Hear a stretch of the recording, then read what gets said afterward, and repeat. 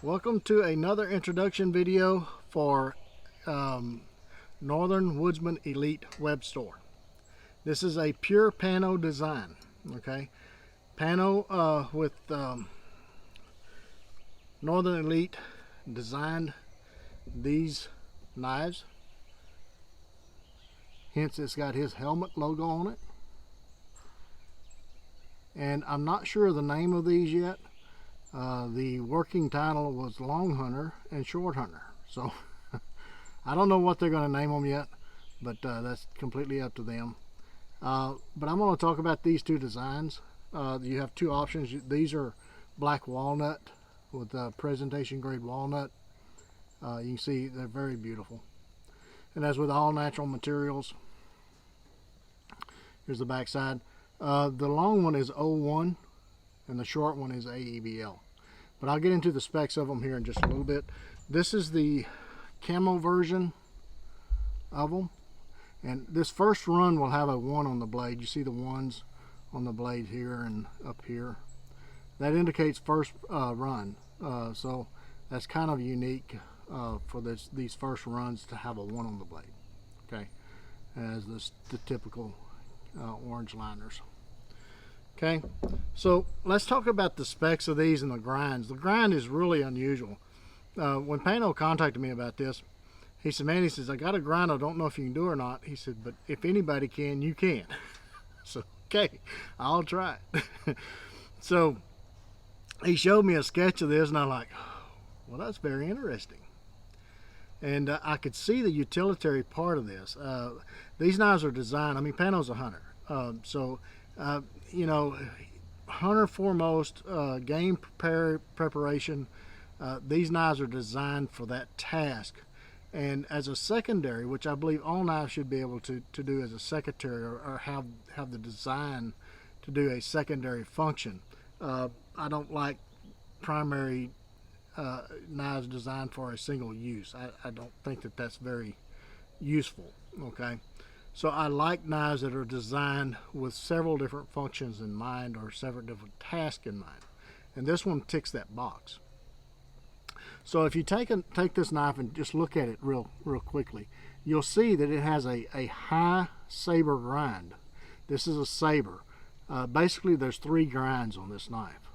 You have a saber grind that comes to about this point. Now all of these are hand ground, so this marry up of different grinds is going to be different, but for the basic grind, these knives will have 3 grinds. Okay, it's going to be kind of hard to explain this because it's not really a precedent of this that I found.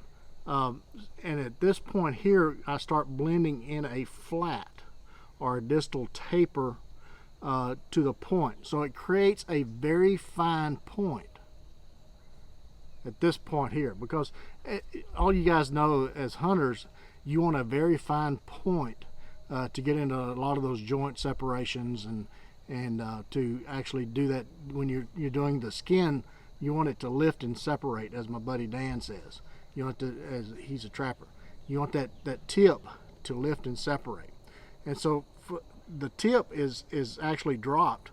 So as the knife is picked up, as it's going up the gut cavity or the skinning process, this hand is out of the way. So it's kind of got a modified drop point. So not only do you have a very thin, fine tip, you also have a very fine cutting edge. See, there's no drag. I mean, it just slices like a full flat. But then here, for those heavy push cuts, you're going through breastbone, you're going through a lot of the dense cartilage and things like that, especially on the larger animals of the elk and the moose and things like that up there in Canada where he's at. Then you want something that's got some strength. And these blades are made out of 5/32 steel. Like I say, the big one is made out of 01. He liked the idea of modernizing some of the traditional blade styles, and so as a nod to the traditionalist, he wanted this first run to be an 01 for the long hunter, and I think that was a wise choice. But anyway, and so you have a high saber to give that strength. You also have the ability to do light light batoning. And these knives are not designed to do heavy duty batoning or heavy duty log cabin building and things like that. That's not what this knife is designed for. Okay, but if you want to do light fire prep, in other words, small stuff, if you want to split it lightly and get to the center of it and do some feathers and things like that, then this knife will certainly do that for you.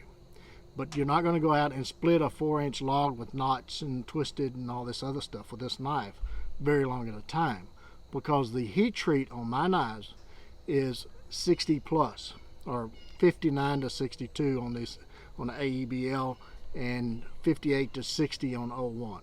Okay, so this higher range is what I use than most normal makers do, because I like that edge retainability in that range, but you have a little bit harder blade as well, so keep that in mind. But as far as light batoning of kindling, stuff like that, then this knife will certainly handle that.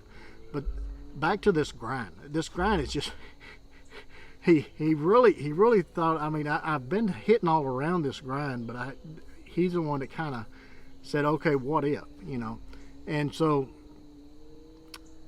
the and then I can't pronounce the name of it. Mora has one that is a Scandi that goes into a full flat that is sort of kind of almost but not quite this design. This is a saber that goes into a distal taper, I guess is the best way to say that. And then of course the cutting edge is my standard 11 to 12 degrees, because it just that angle is just a slicer extraordinary. That's the reason my knives slice and cut better than any knives on the market, because unless you're getting a Scandi ground knife, you're not getting a cutting edge at that kind of angle. So anyway, I'm walking a little bit more of a razor's edge, so to speak, than a lot of the other knife makers make, and for that reason I have harder Rockwell harnesses. But with that in mind, you have to back off on the beating. Okay. All right. So but anyway, I think Pan, you see the mosaic right there? Wow. I'll put that in there so you guys can see that. That is so cool. But anyway, I really do like this design, and we incorporated the same concept into the little small skinner, the little necker, or the short, the baby, or what you would call this. And again, it has the saber into a kind of a flat. It's not all the way up. It's different angles of saber into this deal here, but you still have the belly for skinning, and you have a little bit of strength there on the blade. This one is 1/8 inch AEBL, so the little small ones are made out of AEBL, okay, stainless, but it still has the concept. Okay, so let me give you some specs. Like I say, this one, the small one, is 1/8 inch AEBL. Blade on it's about 2 3/4. Overall is about 7 1/2. So if you're looking for a knife that a handful of knife, but it is small, that you can get in those tight spots, those tight places, and you need, and as far as your regulations, you can't have a long knife, then this one is definitely a contender. Okay, it has that 11 to 12 degree cutting edge, like a razor blade, but yet it has a little bit of strength there to do a little bit of the harder tasks as far as going through cartilage and things like that, and soft bone.